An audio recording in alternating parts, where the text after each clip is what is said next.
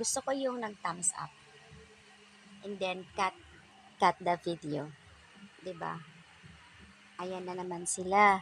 Kasi nga, andyan sa harap si Pau.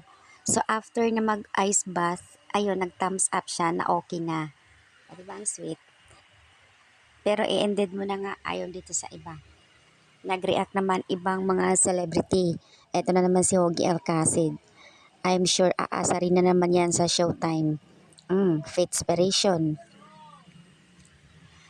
At syempre naman, Iya Villana, si Cassie, Super Bianca, ang daming nagre-react sa post ni Kim. Super hot.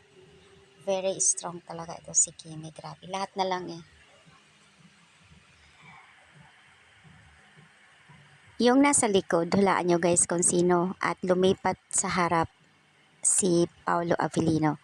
So ito yung video na nasa ice bath si Kim. Ay no, bago ito eh. Kasi nung last week, nasa ice bath sila. Nag-gym din sila noon. Iba ang suot ni Kim. So iba na naman ngayon. So, ibig sabihin guys, yung pinag-gyman nila na mayroong ice bath, same lang talaga sila ni Kim and Pao. Pupuntahan nila yung gym na yun na mayroong ice bath. I think kilala nila ito. Kaya pala nakikita natin na pag-post ni Paulo, pareho din sila Kim. So, magkasabay lagi sila pag nag-gym. In fairness ha, hindi lang gym, pati sa pag-bike.